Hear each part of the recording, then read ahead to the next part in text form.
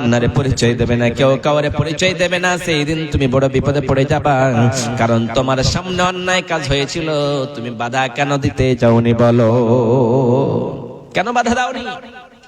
তুমি কি জানো না আমি আল্লাহর আযাব যখন কোন মানুষের কোন এলাকায় আসে, তখন তাদের অন্যায় কৃত কাজগুলি করতে করতে যখন ওরা হয়ে যায়, ক্লান্ত হয়ে যায়, আল্লাহর বরদাস্ত করতে পারে না জালেম বাদশাদেরকে, তখন আল্লাহ সহ্য করতে না পেরে ওই বাদশা ওই এলাকাটাকে আযাব দিয়ে দিয়ে শেষ করে দেয়। আমরা শুনেছি কিছুদিন আগে, এই আজকে আমাদের সমাজে কি হয়েছে, যেই দিন মানুষ মানুষকে চিনতে পারতো না, মানুষ মানুষকে বলে মনে রাখতে পারতো না, যেই দিন যেই জায়গাটায় এমন একটা অন্যায় কাজ হলো, ওই অন্যায় কাজের কারণে আল্লাহ ওই জায়গাটারে আগুন জ্বালায়া শেষ করে দিল। আমরা জেনেছি আমেরিকার একটি জায়গা লস এঞ্জেলসে, সেই জায়গায় এমন করে আল্লাহর আযাব আসলো, সেই জঙ্গলের ভিতরে আগুন লাগলো, আগুন লেগে লেগে সারা দুনিয়ার মানুষগুলো ক্লান্ত হয়ে গেল, কিন্তু সে আগুন বন্ধ করতে পারলো না। আল্লাহ বলছেন, বান্দারে, যেই জায়গাটায় জিনা আম হয়ে যায়, অন্যায়কৃত জিনিসগুলি আম হয়ে যায়, এবং সেই জায়গায় ব্যভিচারী চলে, অন্যায় কাজ চলে, রাহাজানি করে, বেঈমানি করে, ওই জায়গাটায় যখন পাপ করতে করতে ক্লান্ত অনেক হয়ে যায় পাপগুলি, তখন আমি আল্লাহ বরদাস্ত করতে না পেরে এমন আযাব দিই, সেই বস্তিটারে আগুন জ্বালিয়ে পানি বন্যা দিয়ে আমি আল্লাহ শেষ করে দিই। তাহলে আমাদেরকে মানুষকে দাওয়াত দিতে হবে, ভালোর দিকে ডাকতে হবে, কিন্তু আমরা ভালোর দিকে ডাকতে চাই না। ওই জন্য রব্বুল আলামিন বলেন, উদু ইলা রাব্বিকা বিল হিকমা, ও দুনিয়ার মানুষেরা, তোমরা মানুষদেরকে তোমরা হিকমতের দিক দিয়ে ডাকবা, তোমরা বুদ্ধিমত্তা খাটিয়ে ডাকবা। আবার রব্বুল আলামিন বলেন, ওয়া মান আহসানু কাওলাম মিম্মান দাআ ইলাল্লাহি ওয়া আমিলা সালিহান ওয়া ক্বালা ইন্নানি মিনাল মুসলিমিন। রব্বুল আলামিন বলে, দুনিয়ার মানুষেরা, তোমাদের ভিতরে ওই মানুষটা উত্তম, যে লোকটা কি করলো, মান আহসানু কাওলাম মিম্মান দাআ ইলাল্লাহি, সেই লোকটা বলল আমার রব আল্লাহ, ওয়া মিম্মান দাআ ইলাল্লাহি, আর লোকদেরকে আল্লাহর রাস্তায় ডাক দিল। এই জবানের দ্বারাই বলল, লোক ভাই এসো এসো, ইসলামের দিকে এসো, নামাজের দিকে এসো, কালেমা পড়ো, মুসলমান হয়ে যাও। ওই লোকটা যদি এরকম করে ডাক দেয় আর কালেমা পড়তে পারে, আর ওই লোকটা যদি বলে আনা মিনাল মুসলিমিন, আমি হলাম মুসলমান, আর মুসলমান মানে হলো আল্লাহর কাছে আত্মসমর্পণ করা, আল্লাহর কাছে নিজেকে সমর্পণ করলো, রব্বুল আলামিন বলেন, সেই লোকটার চাইতে কেউ উত্তম মানুষ হয়ে যেতে পারে না। আমরা মানুষকে ডাকি না। সাইয়েদনা নূহ আলাইহিস সালাতু ওয়াস সালাম, আমরা সবাই নাম শুনেছি সেই নবী যখন এই দুনিয়ার জমিনে 950 বছর তিনি ইসলাম প্রচার করেছেন, এই দ্বীন ধর্ম প্রচার করেছেন, তারপরে প্রচার করানোর পরে কিন্তু লোকেরা তারপর আসতে রাজি হয়নি। সাইয়েদনা নূহ আলাইহিস সালাতু ওয়াস সালাম যখন এইরকম করে করে রাত দিন ডাক দিল, আল্লাহকে বলল, রব্বুল আলামিন, আমি আমার কওমের লোকদেরকে রাত্রেও ডাকি, আবার দিনের বেলাও ডাকি, কিন্তু আমার কওম আমার কথা বুঝতে পারে না, আমার কথায় সাড়া দেয় না রে রব্বুল আলামিন, আমি কি করব? রব্বুল আলামিন ডাক দিয়ে বললেন, নবী রে, তুমি ডাকতেই থাকো, তাদেরকে দাওয়াত দিতেই থাকো, তুমি ক্লান্ত হয়ে গেলে হবে না, তুমি বসে গেলে হবে না, তুমি তাদেরকে ডাক দাও, তারা যদি না শুনে তারপরেও তুমি শোনাও। এইরকম করে 1 2 2 করতে করতে কিছুগুলি লোক যখন ঈমান আনলো, তখন ঈমান আনানোর পরে সেই সময় সাইয়েদনা নূহ আলাইহিস সালাতু সালাম বললেন, ও আমার কওমের লোকেরা, তোমরা মূর্তি পূজা ছেড়ে দাও, এই দেব দেবতার পূজা তোমরা ছেড়ে দাও। কিন্তু তারা মানতে তারপরেও পারলো না, শেষ পর্যন্ত তার ছেলে একজন ঈমান আনলো না। তারপরে সমস্ত বাদশাদেরকে, সে এলাকার পণ্ডিতদেরকে বলল, তোমরা ঈমান নিয়ে এসো, কিন্তু তারপর আনলো না। সাইয়েদনা নূহ আলাইহিস সালাতু সালামকে পিটাই করতে করতে যেন এমন করে মারলো, সেই জায়গায় বেহুশ হয়ে গেল। তারপরে সাইয়েদনা নূহ আলাইহিস সালাতু সালাম বলেন, তোমাদের উপরে আল্লাহর আযাব আসবে, আযাব তোমরা সহ্য করো, তোমরা এইরকম করে থাকলে, তোমরা যদি এইরকম করে দিন ধর্ম আমাদের দিকে না আসো, আল্লাহরে না ডাকো, তোমাদের উপরে এমন করে আল্লাহর আযাব আসবে, যে আযাব আসলে তোমাদের কাউরে কে ছেড়ে দিবে না। সেই সময় আল্লাহর আযাব আসবে, আল্লাহর আযাব আসবে যখন বলল, তখন তারা বলল, তোর আযাব কেমন, আমরা দেখতে চাই, নিয়ে এসো। তোমার আযাব, আল্লাহর আযাব কেমন আমরা দেখতে চাই, নিয়ে এসো। আল্লাহকে বললেন রব্বুল আলামিন, এই বস্তিটারে, এই এলাকাটারে সমস্তগুলিকে ধ্বংস করে দাও। আল্লাহ বললেন, ও নূহ নবী, আমি তোমার কথা, তোমার দোয়াটা আমি কবুল করে নিলাম, তাদের উপরে আমি আল্লাহ আযাব দেবই দেব। সেই সময় নূহ আলাইহিস সালাম বললেন, রব্বুল আলামিন তুমি আযাব, আল্লাহ বললেন, ও নূহ রে, শোনো শোনো শোনো শোনো, আমি আল্লাহ তাদের উপরে আযাব দেব। তার কারণ, তার আগেই তুমি শুনে নাও, তুমি একটা নৌকা বানাও, তুমি একটা যানবাহন বানাও, যে যানবাহনে তুমি চড়ে কিছুগুলি ইমানদার ব্যক্তিকে লইয়া সেই যানবাহনে তুমি চেপে যাবে আমার আযাব যখন আসবে। নৌকা বানাতে শুরু করলো, বিশাল বড় করে নৌকা বানালো। বানানোর পর আল্লাহ সুবহানাহু ওয়া তাআলা বললেন, আল্লাহ সুবহানাহু ওয়া তাআলাকে সেই নূহ নবী বললেন, রব্বুল আলামিন যখন আযাব আসবে তখন আমি কি করে বুঝতে পারবো? সেই সময় সাইয়েদনা নূহ আলাইহিস সালাম আল্লাহকে বললেন, রব্বুল আলামিন আমি তো বুঝতে পারলাম না, যখন আযাব আসবে আযাবটা কেমনে আসবে আমি তো জানতে পারবো না। আল্লাহ বললেন, ও নূহ রে, তোমাকে জানতে হবে না, তুমি সেদিন দেখতে পাবা তোমার চুলা থেকে পানি উঠে গিয়েছে, পানি আসতে শুরু করেছে। চুলার ওই নিচ দিয়ে, আখার নিচ দিয়ে যেই দিন পানি আসবে সেই দিন মনে করবে আল্লাহর আযাব চলে আসবে। অর্থাৎ তুমি সিলিন্ডার হয়ে ওই ইমানদার ব্যক্তিগুলিকে লইয়া তুমি নৌকায় আরোহণ করবা, তুমি তোমার যানবাহনে চড়বা, আমি আল্লাহ আযাব দিয়ে প্লাবন, ওই বন্যা দিয়ে তাদেরকে শেষ করে দেব। সেই সময় সাইয়েদনা নূহ আলাইহিস সালাম এইরকম করতে করতে দেখতে পেল সে আখা দিয়ে আগুন চলে এসেছে, চুলহাতে আগুন এসেছে, সেখান থেকে চলে গেল। যাওয়ানোর পরে এইরকম করতে করতে যখন বাঘ এসেছে তখন সাইয়েদনা নূহ আলাইহিস সালাম বলে, রব্বুল আলামিন এই জায়গায় যদি বাঘ চলে আসে তাহলে বাঘ তো সব পশুদের খেয়ে নেবে, সবাই রেখে শেষ করে দেবে। আল্লাহ বললেন, ও নবী তুমি চিন্তা করো না, ওই বাঘের ভিতরে আমি অলসতা এমন তৈরি করব, এমন অসুখ দেব, সেই বাঘের কোনো ক্ষমতা থাকবে না, কোনো তার শক্তি থাকবে না, বাঘ কিছুই খেতে পারবে না। সেই সময় বাঘ চললো, সাপ চললো, সমস্ত প্রাণীগুলি চললো, সমস্ত জিনিসগুলি চড়ে নিল ওই নৌকা। আল্লাহ এইরকম করে আল্লাহর আযাব দিতে শুরু করলো, বৃষ্টি পড়তে শুরু করলো। এই দুনিয়ার জমিনকে আল্লাহ বললেন, জমিন তোর তলাদেশে যতগুলি পানি রয়েছে সব পানিগুলি তুই বের করে দে। আর এইরকম করতে করতে দুনিয়াটাকে ভাসিয়ে শেষ করে দিল। যখন এইরকম করে ভাসিয়ে যায় তখন সাইয়েদনা নূহ আলাইহিস সালাম তার পূর্বে তার ছেলেকে বলেছিল, ও আমার ছেলে কেনান, এখনো সময় রয়েছে, তুই এই নৌকার ভিতরে আরোহণ কর, আল্লাহ তোরে বাঁচায় নেবে। সেই সময় তার ছেলে বলেছিল, আমার আব্বা জান, আমি আল্লাহর আযাব দেখতে চাই, আমি এমন একটা চড়ে যাব, আমি পাহাড়ের উপরে চড়বো, এই পানি গিয়ে আমার কাছ পর্যন্ত পৌঁছাতে পারবে না। সেই সময় কেনান যেন পাহাড়ের উপরে চড়ে এলো, পাহাড়ের উপরে চড়ানোর পরে সেই জায়গায় পানি যাবে না মনে করতে শুরু করলো।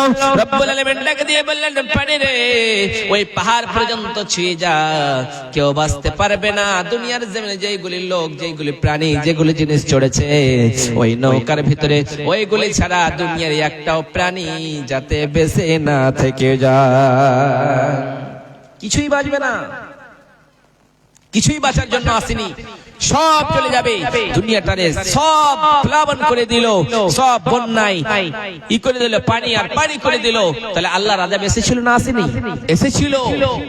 হযরত লূত আলাইহিস সালাম যখন তার জামানায় তিনটা অন্যায় কাজ বেশি হতো, ডাকাতি হতো এবং অশ্লীলতা কাজ হতো, এবং সেই জায়গায় ছেলেতে ছেলেতে মেয়েতে মেয়েতে সমকামী হতো, অন্যায় কাজ হতো, জিনা হতো। এই সময় লূত আলাইহিস সালামের কাছে কিছুগুলি লোক আসলো। কি আসলো? তার কওমের কিছু লোক আসলো, এসে বলছে, ও নবী লূত, আমি কি করব? আমরা অন্যায় কাজ করব, তুমি বাধা দিতে পারবে না। বারবার বলে লূত আলাইহিস সালাম, আমার কওমের লোকেরা তোমরা সমকামী ছেড়ে দাও, তোমরা এই কাজটা করো, এই কাজটা করা তোমাদের কাছে কখনোই ভালো হয়ে যেতে পারে না, তোমরা ছেড়ে দাও।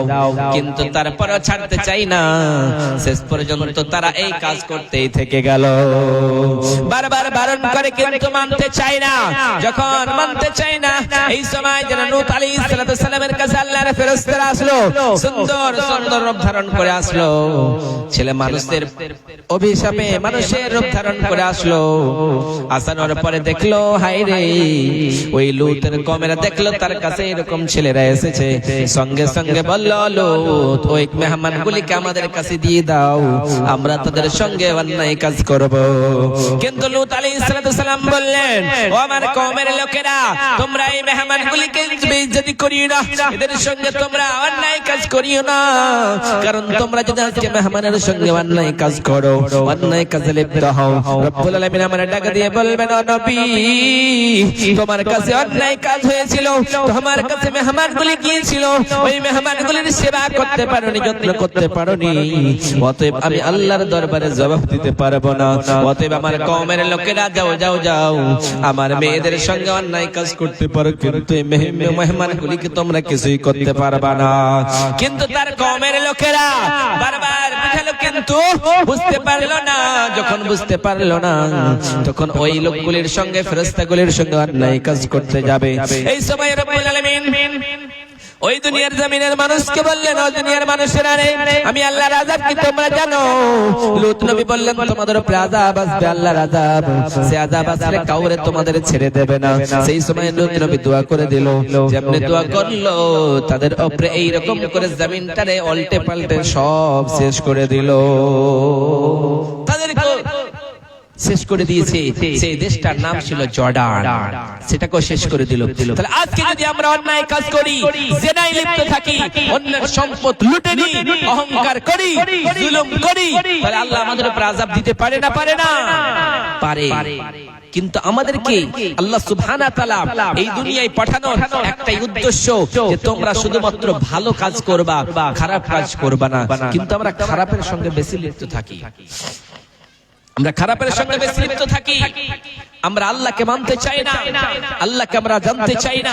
আল্লাহ সুবহানাহু ওয়া তাআলা আমাদেরকে এত সুন্দর নাজ ও নিয়ামত দিলেন, কিন্তু আল্লাহর নিয়ামতের শুকরিয়া জ্ঞাপন করি না।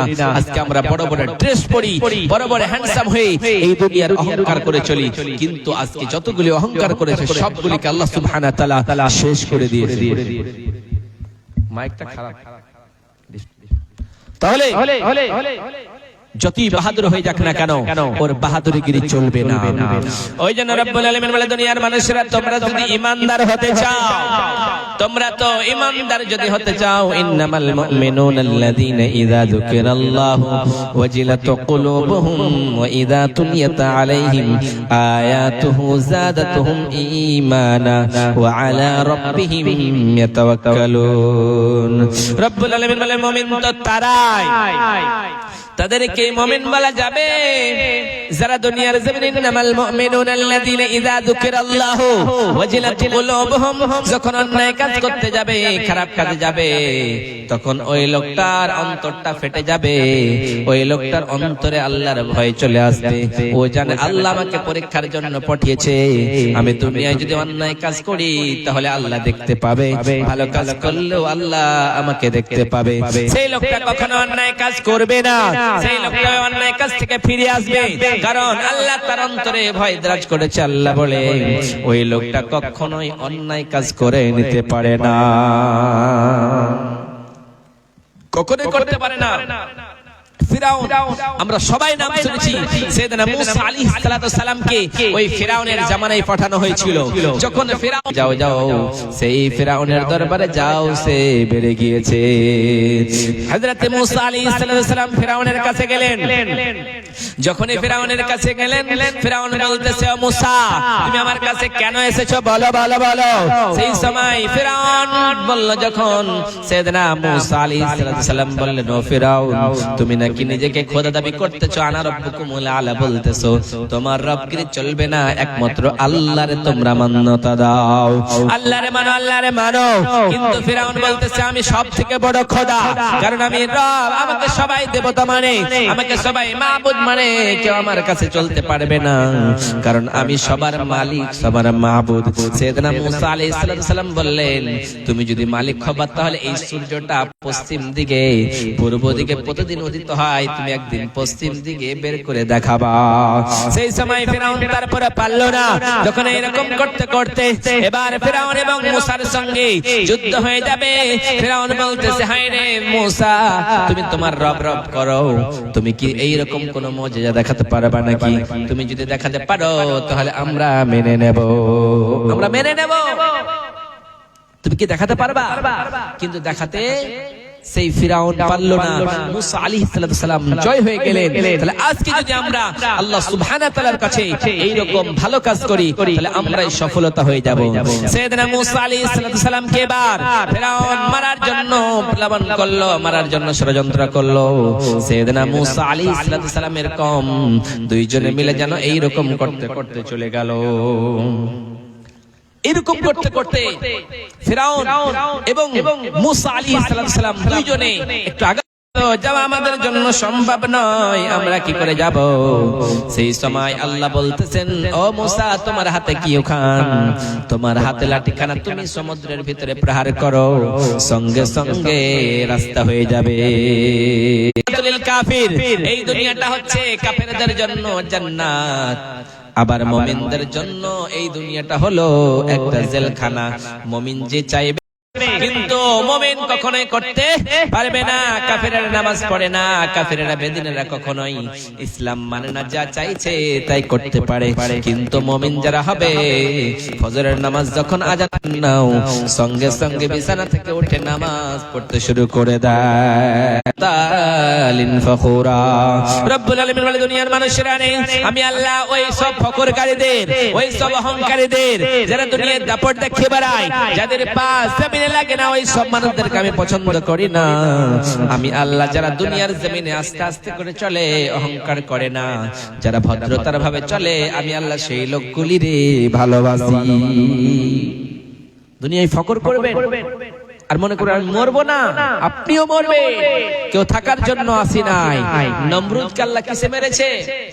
একটা ছোট্ট মশাতে। ও বলছে আমাকে কেউ মারতে পারবে না, আমি আল্লাহর সঙ্গে যুদ্ধ করেছি, আমাকে কেউ মারতে পারে, আমি কখনোই মরবো না, আমার মত হবেই না, সে মনে করত। সেই সময় যখন নমরুদের কাছে মত আসবে, মালাকুল মউতের ফেরেশতা পড়বে, আল্লাহ তো জানে এই মালাকুল মউত যদি এর কাছে এই রকম করে সাধারণভাবে জান কবজ করে, সেই লোকটা দুনিয়ার জমিনে তার একটা আমি স্মৃতি দুনিয়ার জমিনে রেখে দেব। তাই তার কাছে একটা মাছি অর্থাৎ ছোট্ট মশা তার নাকের ভিতরে গেল। ভ্যান ভ্যান করতে করতে করতে করতে তার মাথার দিমাগটা খারাপ করে দিল এবং সেই লোকটা জীবনের মতো মৃত্যুবরণ করলো। নমরুদ বাঁচতে পারে নাই, নমরুদকে মৃত্যুবরণ করতে হয়েছে। থাকার জন্য আসেনি, হযরতে ভরসা করলো না।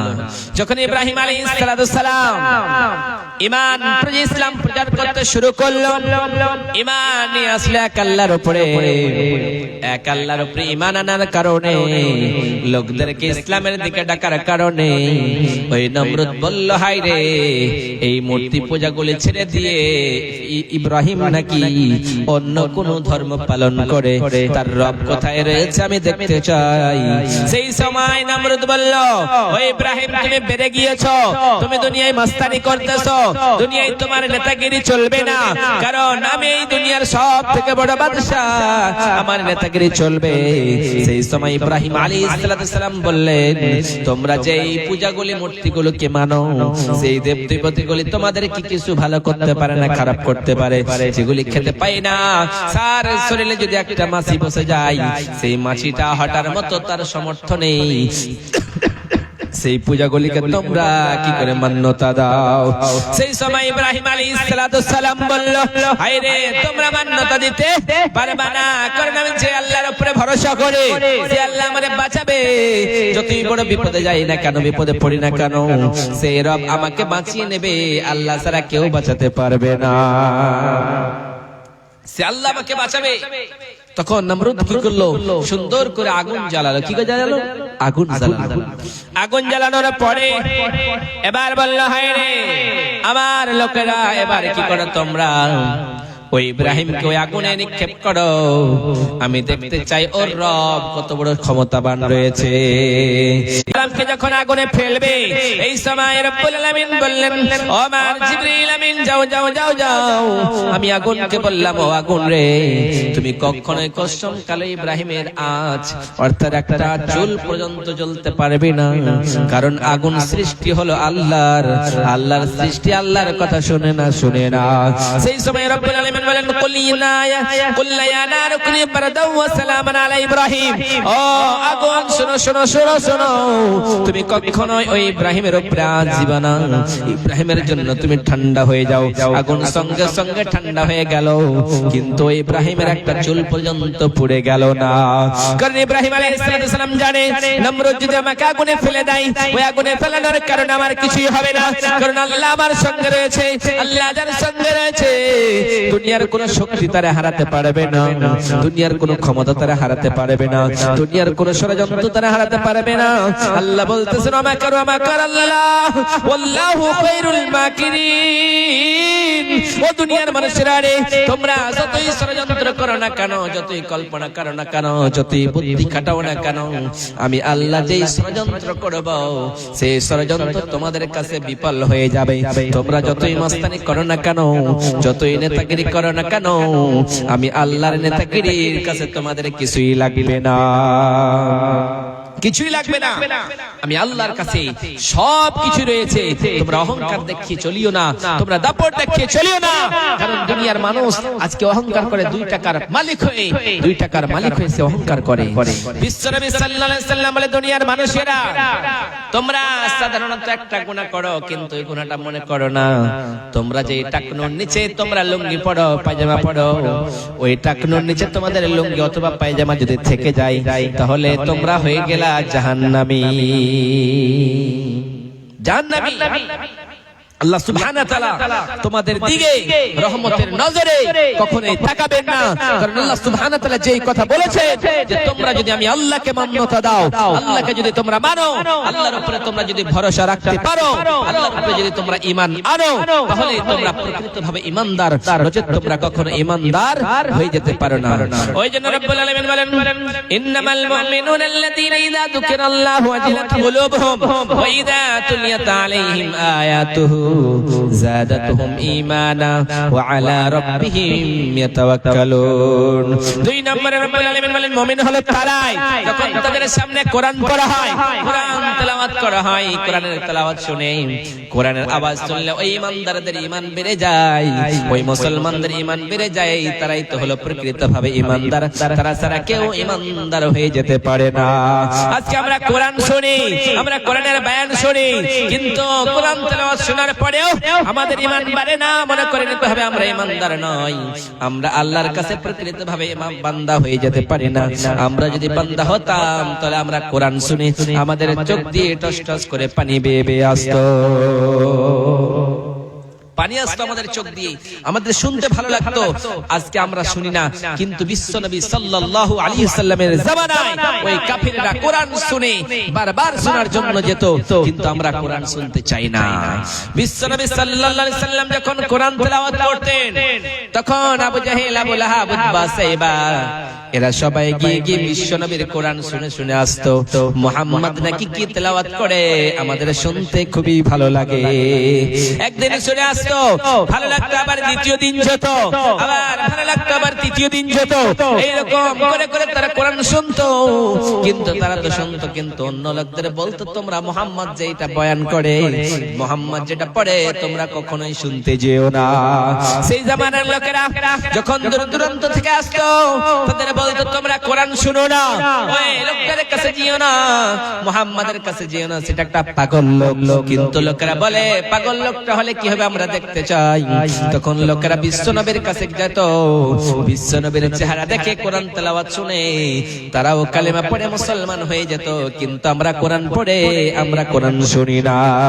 তারপরে রব্বুল আলামিন বলেন, الذين إذا ذكر الله إنما المؤمنون الذين إذا ذكر الله وجلت قلوبهم وإذا تليت عليهم آياته زادتهم إيمانا وعلى ربهم يتوكلون. رب العالمين 3 নম্বরে বলেন মুমিন হলো তারাই যখন তাদের সামনে কোনো আপদ আছে কোনো বিপদ আছে তখন শুধুমাত্র এক আল্লাহর উপরে ভরসা করে। মুমিন কখনোই কারো উপরে ভরসা করে না, শুধুমাত্র এক আল্লাহর উপরে ভরসা করে, তারাই হলো মুমিন। তারা ছাড়া কেউ মুমিন হয়ে যেতে পারে না। ভরসা আপনি কেমন করে করবেন? ভরসাটা আপনি কেমন করে করবেন? বিশ্বনবী সাল্লাল্লাহু আলাইহি সাল্লাম বলেছেন যে দুনিয়ার মানুষেরা লাউ আন্নাকুম কুনতুম তাওয়াক্কালুনা আলাল্লাহি হাক্কা তাওয়াক্কুলিহি লা রুজিকতুম কামা ইরযাকুত তায়র তাগদু খিমাসান ওয়া তারুহু বিতানা। বিশ্বনবী সাল্লাল্লাহু আলাইহি সাল্লাম বলে দুনিয়ার মানুষেরা রে তোমরা এক আল্লাহর উপরে কেমনে ভরসা করবা? তোমাদের ভরসাটা কেমন হতে হবে তোমরা শুনে রাখো।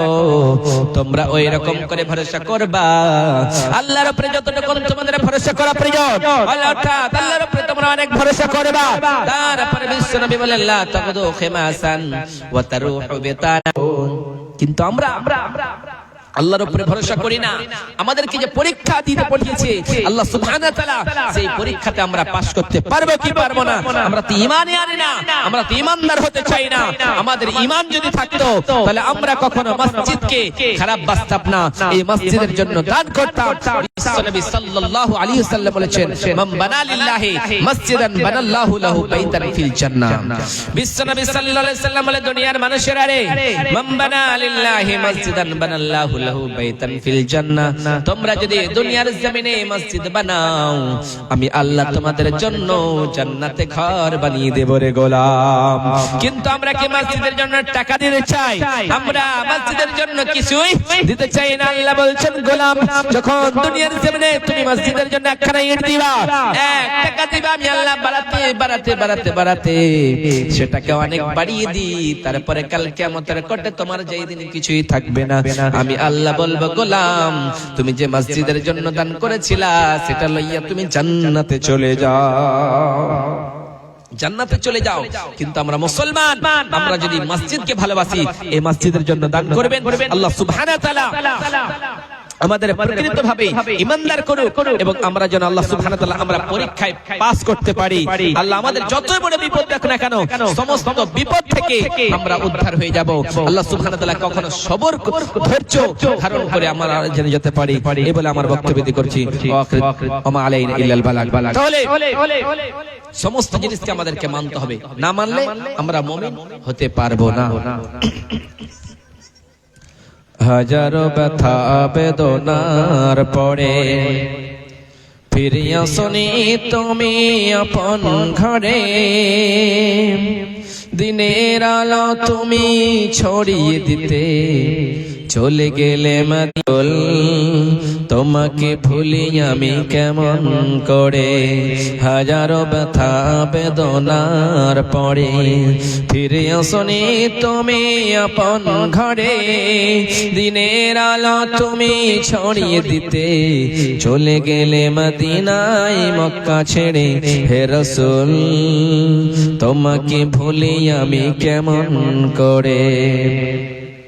খেয়ে না খেয়ে দিন প্রচারের কাজে নিজেকে দিয়েছ বিলিয়ে, তাই ফের কাফেরেরা দুষ্ট ছেলেদের পিছু দিল লেলিয়ে। খেয়ে না খেয়ে দিন প্রচারের কাজে নিজেকে দিয়েছ বিলিয়ে, তাই ফের কাফেরেরা চিনল না সে আলো, দুষ্ট ছেলেদের পিছু দিল লেলিয়ে। পাথরের আঘাতে ক্ষত বিক্ষত হয়ে সারা শরীর থেকে রক্ত ঝরে। হে রাসূল তোমাকে ভুলি আমি কেমন করে। হাজারো ব্যথা বেদনার পরে ফিরে আসনি তুমি আপন ঘরে, দিনের আলো তোমাকে ভুলি আমি কেমন। وآخر دعوانا الحمد لله رب العالمين. حياة باقي تو ملاقات باقي. السلام عليكم وبركاته. চলছে আওয়াজ হয় না, আওয়াজটা ভালো না, একই সেম বসবেন না বৈশাখ বাসটা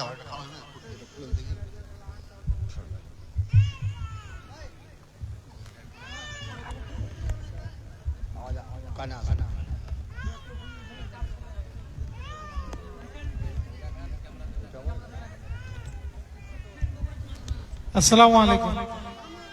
একটা বাচ্চা রাস্তায় গড়াগড়ি করছিল, এখানে স্টেজে নিয়ে আসা হয়েছে। যার বাচ্চা নিয়ে যাবেন, ছোট বাচ্চা ছেলে, লাল সোয়েটার পরে আছে।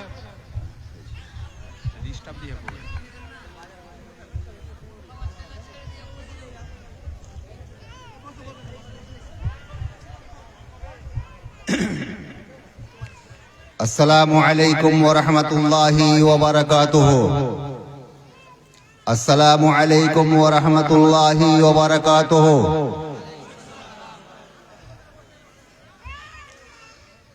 ইন্নাল হামদালিল্লাহ আলহামদুলিল্লাহ নাহমাদুহু ওয়া নাস্তাঈনুহু ওয়া নাস্তাগফিরুহু ওয়া নু'মিনু বিহি ওয়া নাতাওয়াক্কালু আলাইহি ونعوذ بالله من شرور أنفسنا ومن سيئات أعمالنا أما بعد فأعوذ بالله من الشيطان الرجيم بسم الله الرحمن الرحيم إنما يعمر مساجد الله من آمن بالله واليوم الآخر وقال النبي صلى الله عليه وسلم من بنى لله مسجدا لمرضة الله بنى الله له بيتا في الجنة। সর্বপ্রথমে আল্লাহ পাক রব্বুল ইজ্জতের প্রশংসা করি, যে আল্লাহ তাআলা দূর দূরান্ত থেকে বহু বিশিষ্ট উলামায়ে কেরামকে আন্ধারিয়া বাসী এক জায়গায় বসার ব্যবস্থা করে দিয়েছেন। তাই আল্লাহর শুকরিয়ার পরে আন্ধারিয়া গ্রামকে অন্তরের অন্তঃস্থল থেকে অভিনন্দন জানাচ্ছি। আজকের জালসা এবং জালসা অত্যন্ত গুরুত্বপূর্ণ জালসা। সাবজেক্টটাই হলো এই মসজিদ নির্মাণ সম্পর্কে, অর্থাৎ মসজিদ বানাতে হবে। মসজিদ বানাতে কেন হবে, কারণটা কি, এতে লাভ কি হবে, কিছু কিছু বক্তাগণেরা একটু করে টাচ করেছেন এবং বলেছেন। পৃথিবীর মাঝে সব চাইতে মূল্যবান জায়গার নাম জানা আছে আপনাদের? পৃথিবীর মধ্যে তাজমহল আছে, না লালকেল্লা আছে, না অন্য কোথাও কারোর 10 তলা বাড়ি আছে যে সেটা হলো ভালো? পৃথিবীর মাঝে সব চাইতে অতি উত্তম এবং সম্মানের জায়গা হলো কি, তার নাম হলো মসজিদ। মসজিদটা হলো বাইতুল্লাহ। সারা পৃথিবী কি আল্লাহ পাক রব্বুল ইজ্জাত তার ঘর বলে আখ্যায়িত করেননি। যেটা আমার বাড়ি, কোথাও কোনো জায়গাকে বলা হয়নি, কিন্তু সেই মসজিদ টাটির হোক, দেওয়ালের হোক, পাকার হোক, মার্বেলের হোক, টাইলস বসানো হোক, দামি দামি রং হোক কিংবা বিনা রঙের হোক, আল্লাহ পাক রব্বুল ইজ্জাত সমস্ত প্রকারের মসজিদকে তিনি তার নিজের বাড়ি বলে ঘোষণা করেছেন, অর্থাৎ ঘর বলে ঘোষণা করেছেন। অর্থাৎ বোঝা গেল এই যে আল্লাহ রাব্বুল ইজ্জাত আমাদেরকে সৃষ্টি করেছেন, পৃথিবীতে পাঠিয়েছেন এবং আমাদের আহারের ব্যবস্থা করেছেন, আমাদের ইজ্জত এবং বেইজ্জতির দায়িত্ব তিনি নিয়েছেন। তিনি বলছেন মসজিদ হলো আমার ঘর, আমার বাড়ি। যদি পৃথিবীতে কেউ মুসলমান আছে থাকে আর যেই বলে আমি মুসলমান, আমার নাম আব্দুল্লাহ এবং আব্দুর রহমান, তাহলে ওই লোকটির জন্য নামাজ পড়া ফরজ না সুন্নাত? যেই লোকটি মুসলমান বলে যে আমার নাম আব্দুল্লাহ, তার উপরে নামাজ পড়াটা ফরজ না সুন্নাত? বোঝা গেল নামাজ পড়াটা হলো ফরজ। আর কতটা ফরজ? বিশ্বনবী জনাবে মুহাম্মদ রাসূলুল্লাহ সাল্লাল্লাহু আলাইহি সাল্লাম বলছেন, যেই ব্যক্তির নাম আব্দুল্লাহ, আব্দুর রহমান, আব্দুল সত্তার, আব্দুল কাহার, আব্দুল খালিক, সেই ব্যক্তির উপরে নামাজটা ফরজ। যদি না পড়ে তাহলে কি হবে এলাচ?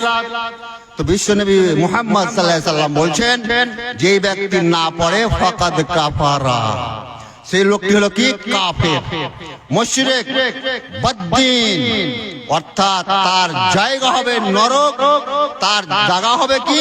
জাহান্নাম। তো বুঝা গেল, যদি নাম যদি আব্দুল্লাহ, আব্দুর রহমান হয়, যদি রহিমা আর শাহনাজ আর সাফিয়া নাম হয়, আয়েশা নাম হয়, আর যদি নামাজ না পড়েন তাহলে সে মুশরিকা, কাফেরা, অর্থাৎ বেধর্মী মেয়ে। ছেলেদের পক্ষ যে সিস্টেম, মেয়েদের পক্ষ হয়েছে নামাজ পড়লে উনি মুসলমান মেয়ে, নামাজ পড়লে মুসলমান ছেলে, আর যদি না পড়ে তাহলে উনি হলেন কাফের। ও কাফেরের জায়গা হলো ফাজাজাউহুম জাহান্নাম, তাদের স্থান হলো কি? জাহান্নাম। এখান থেকে ফাইনাল রেজাল্ট আজকে বের হচ্ছে যে নামাজ পড়লে জান্নাত যাবে, আর নামাজ না পড়লে জাহান্নাম যাবে। এইবার নামাজটা কোথায় পড়বো? নিশ্চয় আল্লাহ পাক রব্বুল ইজ্জাত তার কোরআনে বলছেন, ইন্নামা ইয়ামুরু মাসাজিদাল্লাহ মান আমানা বিল্লাহি ওয়াল ইয়াউমিল আখির।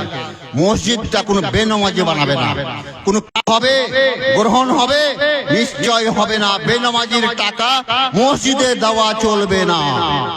এটা একটা হলো। এইবার মসজিদ বানাতে গেলে নেকি হয়, আল্লাহ পাকের নবী জনাবে মুহাম্মদ রাসূলুল্লাহ সাল্লাল্লাহু আলাইহি ওয়াসাল্লাম ক্লিয়ার করলেন। ছোট কাজ হলো কি? আজান দেওয়া।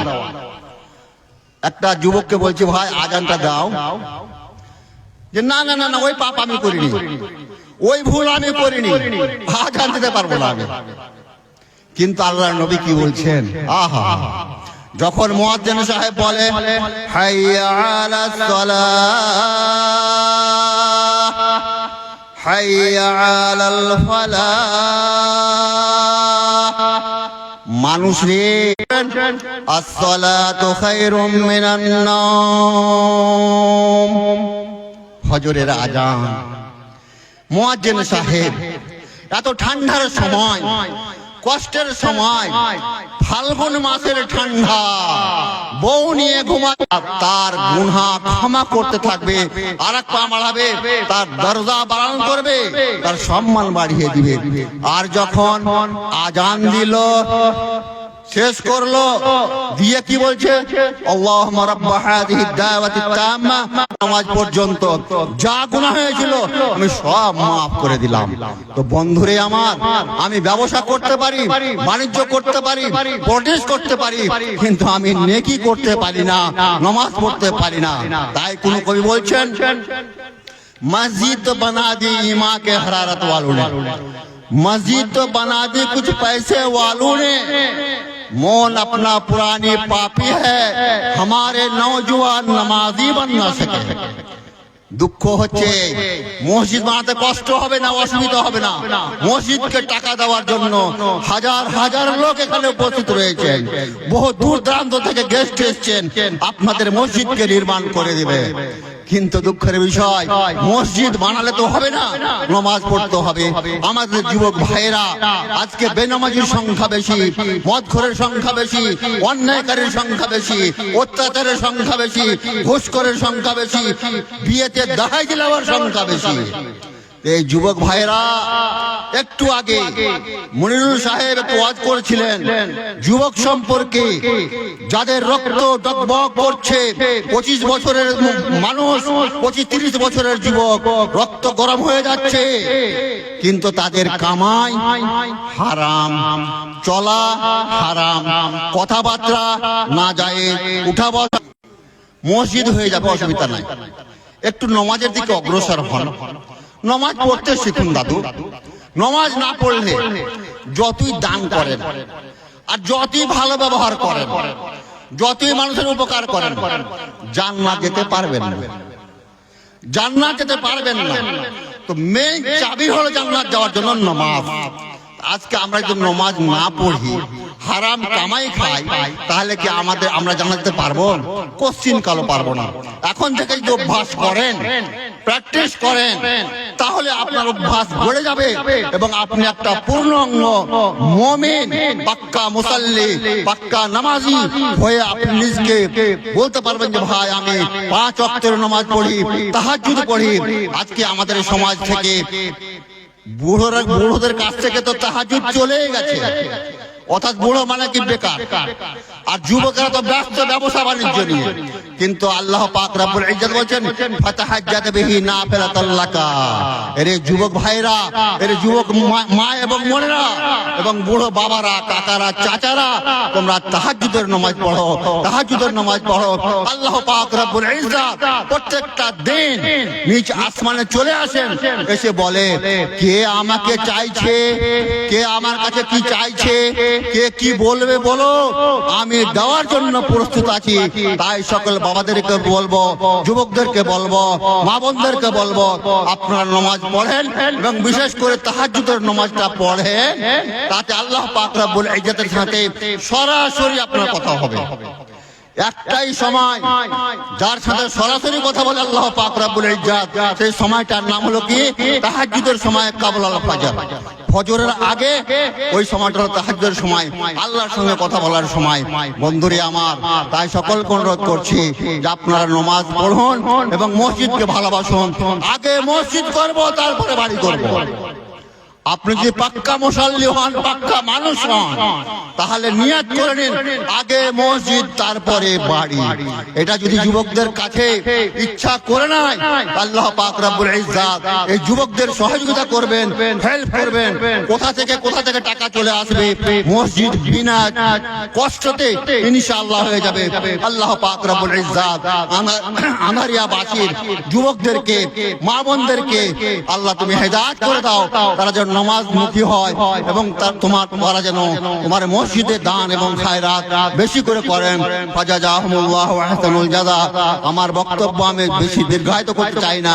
আমি একটু অনুরোধ করছি আমার ভুলকে থেকে আগত জনাব ভাই হাজী শাহাবুদ্দিন সাহেবকে, উনি যদি একটু স্টেজে আসতেন আমরা সবাই খুশি হতাম।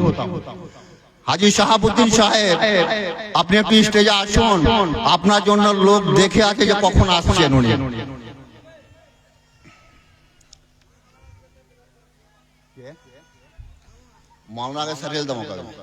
শাহাবুদ্দিন ভাই আপনারা আছেন তো? ঠিক আছে, আপনি তাড়াতাড়ি আসুন। এবার আপনাদের সম্মুখে বক্তব্য রাখবেন ও জেলা পরিষদ এসে, আমাদের জেলা পরিষদ সাহেব এসেছেন, উনি 2-4 মিনিট আপনাদের সঙ্গে কথা বলবেন।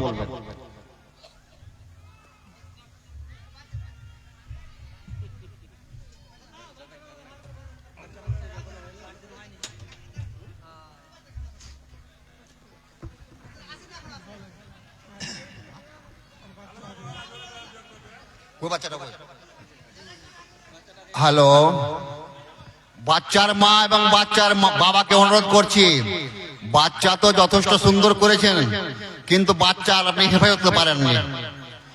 বাদরুদ্দোজা মাওলানা হলো অন্য একটা ভাষা ব্যবহার করতো, সেটা আমি বলছি না। এই বাচ্চাটা কার, নিয়ে যান। স্টেজে আছে একটা ছেলে, নিয়ে যান।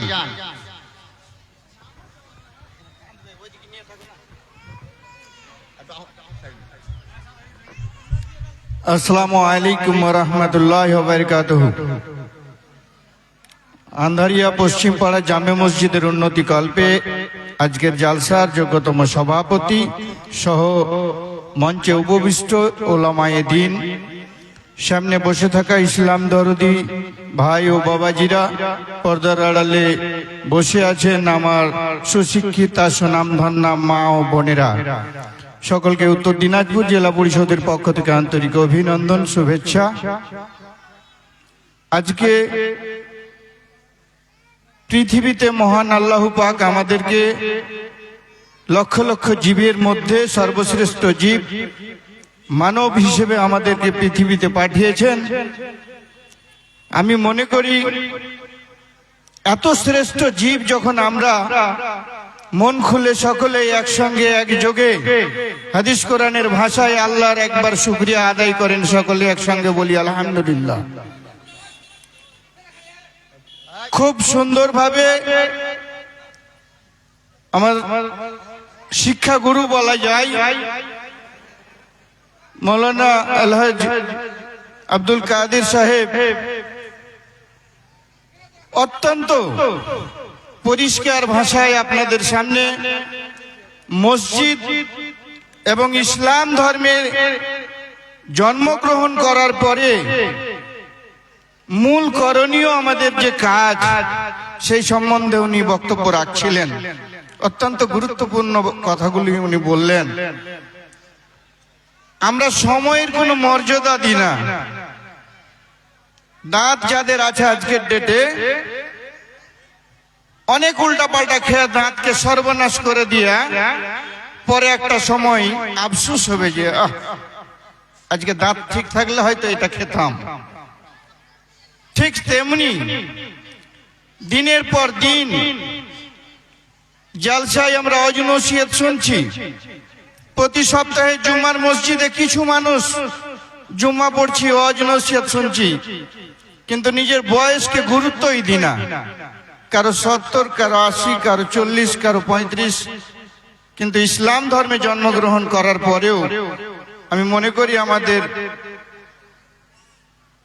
দুর্ভাগ্য যে হাদিস কোরআন মোতাবেক আমার আপনার সন্তানকে তার যে একটা নির্দিষ্ট বয়সে নামাজ ফরজ হয়ে গেছে এই কথাটা কিন্তু আমরা কেউ ভাবছিও না। অনেকেই ক্যালকুলেশন করছে এই তো 30 বছর হয়েছে, একটু বয়স হোক তারপরে দাড়ি রাখবো, নামাজ পড়বো। আপনি আমি কেউ কি গ্যারেন্টি দিতে পারবো একদিন, 1 ঘন্টায়, 1 মিনিটের যে মহান আল্লাহ পাক আমাদেরকে বাঁচিয়ে রাখবেন? যখন বাঁচার কোনো গ্যারেন্টি নেই তো প্রথম কথা আমাদেরকে নামাজ 5 ওয়াক্ত টাইম মতো পড়তে হবে। মসজিদের জন্য উন্নতিকল্পে জালসা নিজ নিজ স্বার্থ মতো আপনারা মুক্ত হস্তে দান অবশ্যই করবেন। অত্র এলাকার মানুষের ভোট দ্বারা নির্বাচিত একজন জনপ্রতিনিধি হিসেবে আপনাদের ডাকে এসেছি। আপনাদেরকে অনুরোধমূলক কটা কথা রাখলাম। মানুষ পথভ্রষ্ট হয়ে যাবে, বরবাদ হয়ে যাবে একটা কাজে। কি কাজ? কারো বর্তমানে তার সম্বন্ধে আলোচনা সমালোচনা করা, যেটাকে গুজব বলা হয়। আমি ইসলাম ধর্মের প্রত্যেকটা মা বোন, বিশেষ করে আমার ভাই বন্ধুদের অনুরোধ করব যে আমরা সকাল থেকে ঘুরে সকাল 24 ঘন্টার মধ্যে হয়তো 10টা নেকির কাজ করতে পারি কিনা জানি না, কিন্তু চায়ের দোকানে বসলে নিশ্চয়ই 100টা গুনার কাজ করি। অমুক লোকটা এরকম, অমুক লোকটা এই করছে, যে লোকটা নেই তার সম্বন্ধেই কিন্তু আমরা গুজব করি। আল্লাহ আমাদেরকে যেন গুজব থেকে বাঁচিয়ে রাখেন। আমি অনুরোধ করব যে একটা নেকির কাজ করা খুব কষ্ট, কিন্তু একটা গুনার কাজ করতে কোনো কষ্ট হয় না, অনায়াসে কিন্তু আমরা গুনার কাজ করেই যাচ্ছি। ভালো করে একটু রাত্রেবেলা চিন্তা ভাবনা করবেন যে সকাল থেকে সন্ধ্যা পর্যন্ত আপনি কোন কোন ব্যক্তির অবর্তমানে তার সম্বন্ধে গল্প করেছেন, সেটাই কিন্তু গুজব, সেটাই কিন্তু পাপের কাজ করেছেন। মহান আল্লাহ পাক যেন আমাদের সকলকে এই ধরনের গুজবের পাপ থেকে বাঁচিয়ে রাখেন, এই অনুরোধ রেখে আমি আমার কথা এখানেই সমাপ্ত করলাম। সকলে ভালো থাকবেন, সুস্থ থাকবেন এবং এই জালসার সাফল্য মণ্ডিত কামনা করে আমি আমার কথা শেষ করলাম। আসসালামু আলাইকুম ওয়া রাহমাতুল্লাহি ওয়া বারাকাতুহু।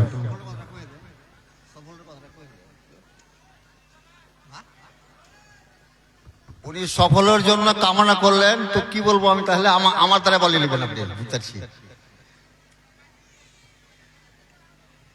তা আমি আমাদের জেলা পরিষদ কি নাম, আব্দুর রহিম সাহেবকে বলছি বা অনুরোধ করছি যে উনি যদি 1015 টাকা দিয়ে দিতেন খুব ভালো হতো।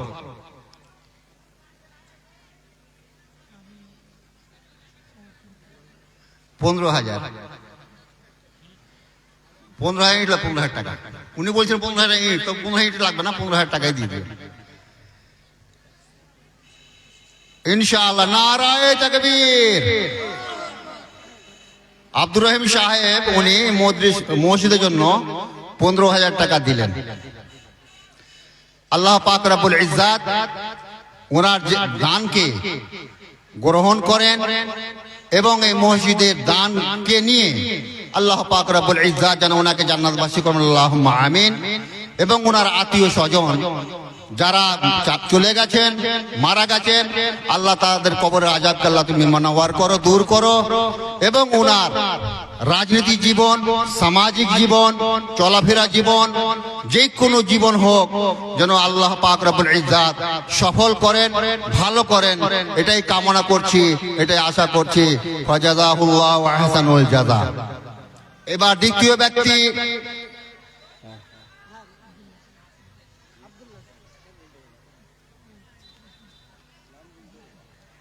কত টাকা? সত্যি ভালোর সঙ্গে চললে ভালো হয়, দানির সঙ্গে চললে দানি হয়। একজন গেস্ট ভুলকি থেকে ওনার কোন নাম নিশান নেই, ওনাকে আমি বললু, বন্ধু ভাই আমার সঙ্গে চলো, জালসাটা শুনে আসি, শুনে চলে আসবো, কিছু নেকি পাবে। তো উনি জালসাতে এসছেন, জুনাব এহসানুল্লাহ সাহেব, উনার বাবা হাজি মনসুর আলী সাহেব ছিলেন, মাস দুয়েক আগে মারা গেছেন। সুসন্তান, জ্ঞানী ছেলে, ব্যবসায়ী ছেলে। তার বাবা উনি 3,000 টাকা নিয়ে থেকে বলছেন, তো আমি বলছি যে 5,000 টাকা দিলে ভালো হয় মনে হয় নাকি যে ভাই? নারায়ে তাকবীর। এহসানুল্লাহ সাহেব উনি 5,000 টাকা এই মসজিদের জন্য দিচ্ছেন, ভুলকি থেকে এসে। আল্লাহ পাক রব্বুল ইজ্জাত ওনার বাবা আমার মামা, আল্লাহ যেন ওনার কবরকে মানাওয়ার করেন। এবং যদি কোনো কষ্ট থাকেন আল্লাহ গো, তাকে তুমি কবর আযাব থেকে তুমি মুক্তি দান করো এবং তার কবরকে তুমি মানাওয়ার করে দাও, আল্লাহুম্মা আমিন। এখানকার আব্দুল মাজেদ ভাই আপনি আছেন? প্রধান সাহেব, প্রধান সাহেব আছেন? আচ্ছা, এবার দ্বিতীয় কথা হলো এই, আপনাদের এই জালসার বিশেষ অতিথি, প্রধান অতিথি একজন ফজিলতুল শেখ মতিউর রহমান আল মাদানী হাফেজাহুল্লাহ বুড়িয়ান, এবং দ্বিতীয় হাজী শাহাবুদ্দিন সাহেব উনি এসছেন। কিন্তু মতিউর রহমান মাদানী আসার 100% ইচ্ছা ছিল, কিন্তু হঠাৎ জোহরের পর থেকে তার শারীরিক অবস্থা ভালো নেই। উনি আমাকে মেসেজ করেছেন, মামা আমি অত্যন্ত দুঃখিত, এত দিন থেকে আমি 10 দিন থেকে ইচ্ছা রেখেছিলাম যে যাব, তাদের সামনে দুটো কথা বলবো, কিছু পয়সাও দেব, কিন্তু শরীর ভাষা দিল না মামা, দুঃখ করতে মানা করবেন। এই মসজিদের সহযোগিতার জন্য তিনি 10,000 টাকা দিতে চেয়েছেন। মতিউর রহমান মাদানী তিনি 10,000 টাকা দিতে চেয়েছেন। আল্লাহ পাক রব্বুল ইজ্জাত ওনার স্বাস্থ্যকে আল্লাহ যেন ভালো করেন এবং খুব তাড়াতাড়ি যেন ভালো করে দেন এবং সকাল থেকে তিনি যেন চলাফেরা করতে পারেন, আল্লাহুম্মা আমিন। ঠিক আছে, আচ্ছা, এবার সময় নষ্ট না করে আমি সরাসরি ডেকে নিচ্ছি আব্দুল্লাহ বিন খলিলুর রহমান সাহেবকে। আপনাদের নিকটবর্তী ছেলে, ভালো ছেলে, যোগ্য আলেমের ছেলে। উনি এসে আপনাদের সম্মুখে মিষ্টি ভাষায়, কোকিল কণ্ঠে ওয়াজ আরম্ভ করবেন। উনি যেন ভালো করে বুঝাতে পারেন এবং আপনারা বুঝে তার কথাতে যেন আমল করতে পারেন। আল্লাহ পাক তৌফিক, আল্লাহুম্মা আমিন। ফাজিলাতুল শেখ আব্দুল্লাহ বিন খলিলুর রহমান সাহেব, আসসালামু আলাইকুম।